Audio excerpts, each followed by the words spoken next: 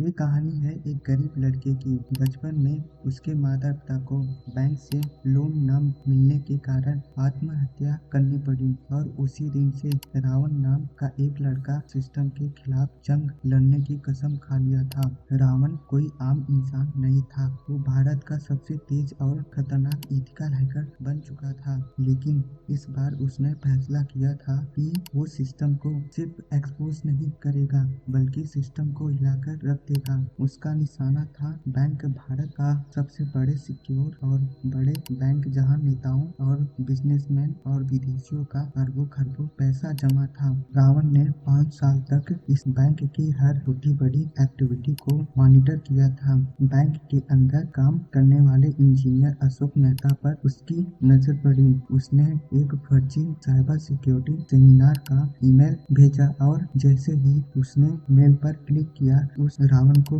Bank के internal network का access मिल गया था। उसने एक ऐसा खतरनाक वायरस बनाया था जो बैंक के सिस्टम में छुपा रहता था और धीरे धीरे डेटा चुराता था, किसी को पता नहीं चलता था। 3 महीने के बाद एक रात उसने 2:45 पर उसने एक साथ 37 अलग अलग हाई वैल्यू अकाउंट से 900 करोड़ करके ट्रांसफर करना शुरू किया। सिर्फ 7 मिनट में 500 करोड़ 13 अलग अलग क्रिप्टो वॉलेट में भेज दिया। ट्रांजैक्शन इतनी स्मार्ट तरीके से किया गया कि बैंक के सिक्योरिटी अलर्ट ट्रिगर नहीं हुआ। सुबह 9 बजे बैंक में हड़कंप मच गया। सभी हाई लेवल अकाउंट्स खाली थे। आईटी टीम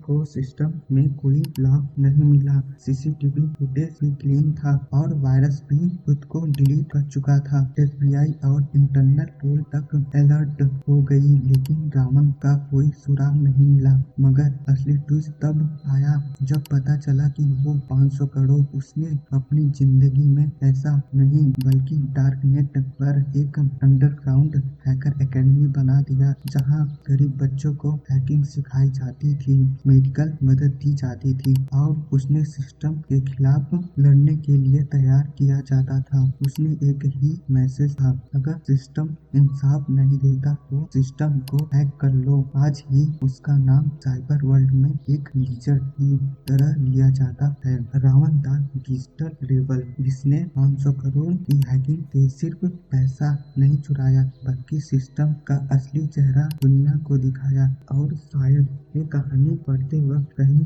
न कहीं वो खुद ऑनलाइन है और तुम्हें देख रहा है।